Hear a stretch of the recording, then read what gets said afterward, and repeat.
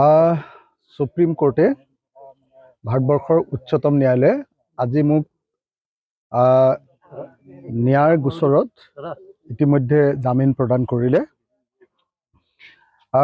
ভাৰত চৰকাৰ, অসম চৰকাৰ আৰু ন্যায় NIA মোক চক্ৰবেহুত ভৰাব খুজিছিলে।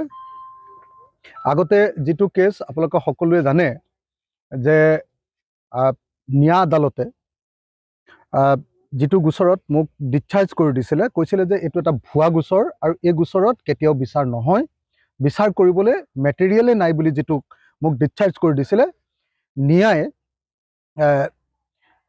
নেশ্যনেল ইনভেষ্টিগেশ্যন এজেন্সিয়ে, ৰাষ্ট্ৰীয় অনুসন্ধানকাৰী সংস্থাই আপোনালোকে সকলোৱে জানে যে কা বিৰোধী আন্দোলনৰ সময়ত মোৰ ওপৰত যি গোচৰ লগাইছিলে, সেই গোচৰৰ ভিত্তিত পুনৰ গুৱাহাটী উচ্চ ন্যায়ালয়লৈ গৈ মোৰ শেষ হৈ যোৱা কেছটো পুনৰ আৰম্ভ কৰি দিছিলে।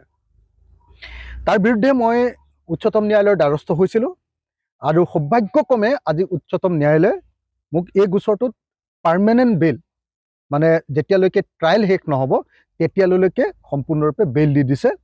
অৰ্থাৎ অসম চৰকাৰ আৰু ভাৰত চৰকাৰে মোক আকৌ যে জেলত ভৰাবলৈ খুজিছিলে, চৰকাৰ বিফল হ'ল। মোক চক্ৰবেহুত ভৰাব খুজিছিলে, চৰকাৰ বিফল হ'ল। এতিয়াৰ পৰা মোৰ আৰু কোনো ভয় নাইকিয়া হৈ গ'ল। চৰকাৰে আৰু কোনো ধৰণে মোক এই গোচৰত ফচাব নোৱাৰিব। গতিকে এই মুহূৰ্তত মই স্পষ্টকৈ আকৌ এবাৰ দৃঢ়তাৰে সৈতে অসমৰ ৰাইজক কৈছোঁ যে যিহেতু এই সমস্যাও মোৰ শেষ হ'ল, এতিয়া আৰু বেছি জোৰকে মই অসমৰ মানুহৰ কাৰণে কাম কৰিবৰ কাৰণে, শক্তিশালীভাৱে কাম কৰিবৰ কাৰণে মই সক্ষম হ'ম। আৰু সেইকাৰণে সকলো ৰাইজৰ পৰা আশীৰ্বাদ বিচাৰিছোঁ। আপোনালোকক স্পষ্টকৈ কৈছোঁ, ৰাইজৰ দলৰ সভাপতি অখিল গগৈ কেতিয়াও আপোচ কৰা নাছিল, আপোচ কৰা নাই আৰু ভৱিষ্যতেও আপোচ নকৰে। চৰকাৰে চক্ৰবেহুত ভৰাই জেলত ভৰাবলৈ লোৱাৰ পাছতো, ন্যায়ৰ জৰিয়তে জেলত ভৰাবলৈ লোৱাৰ পাছতো এইবাৰ মোক জেলত ভৰাব নোৱাৰিলে।